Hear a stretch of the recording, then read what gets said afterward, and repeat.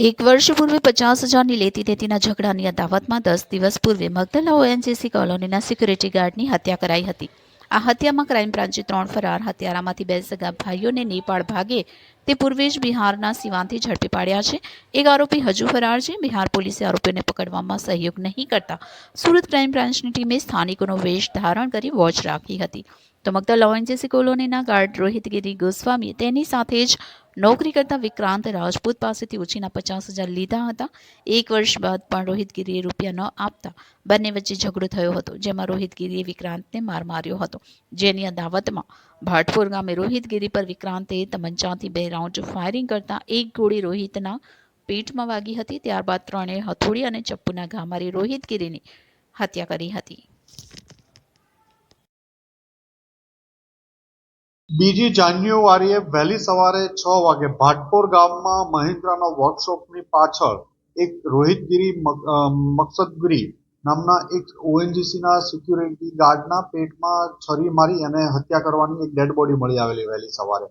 જ્યારે ડેડ બોડીને ખાતરી કરી તે ઓએનજીસીમાં સિક્યુરિટી ગાર્ડ હતો અને નોકરી પરથી છૂટ્યા બાદ પરત જતો હતો. એ દરમિયાન વહેલી સવારે એના ઉપર ચપ્પુ અને હથોડીના ઘા મારી એનું મૃત્યુ નિપજાવવામાં આવ્યું હતું.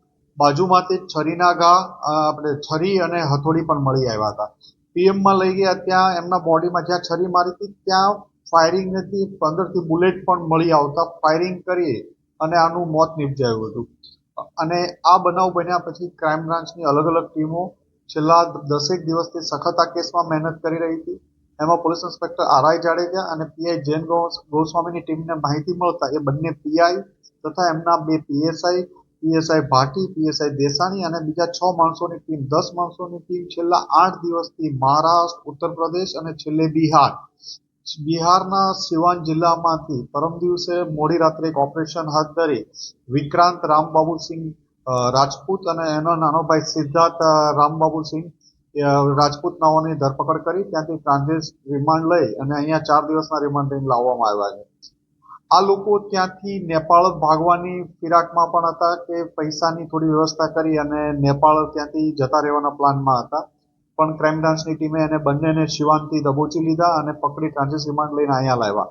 આ ઓપરેશનમાં 4.5-5 દિવસ સુધી ક્રાઇમ બ્રાન્ચના બંને પીઆઈ અને પીએસઆઈની ટીમો સતત સિવાન જિલ્લાનું ખૂબ નાનું એવું ગામ હતું અને ત્યાંથી આરોપી પકડવા ખૂબ મહેનતવાળું કામ હતું અને છટકી ન જાય એ ધ્યાન રાખી અને વોચ કરી અને એમને પકડવામાં આવ્યા હતા.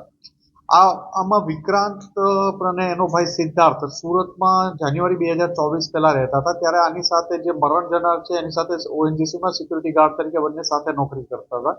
બંનેને પૈસાની કોઈ બાબતમાં ઝઘડો થતા વિક્રાંતના માથામાં મારી દીધેલું મરણ જનાર રોહિતે. આ બાબતે 1 વર્ષ સુધી એને સતત મગજમાં આ રાખી આ બંને ભાઈઓ એક ત્રીજા ઈસમને સાથે અહીંયા સુરત લાવી 3-4 દિવસ સુધી રેકી કરી. અહીંથી એક બાઇકની ચોરી કરી અને બાઇકની ચોરી કર્યા બાદ અને ચપ્પુ અને ફાયરિંગ કરી નિપજાવી દીધો. પહેલા એક ગોળી પેટમાં મારી, પછી પિસ્તલ લોડ ન થઈ ફરીથી તો એને ચપ્પુથી એટલો ગુસ્સો એના ઉપર હતો કે અશક્ય ચપ્પુના ઘા મારી એનું મોત નિપજાયું હતું. આ બંનેને પકડી આગળની કાર્યવાહી માટે ઈચ્છાપુર પોલીસ સ્ટેશને સોંપવાની તજવીજ ચાલુ કરી.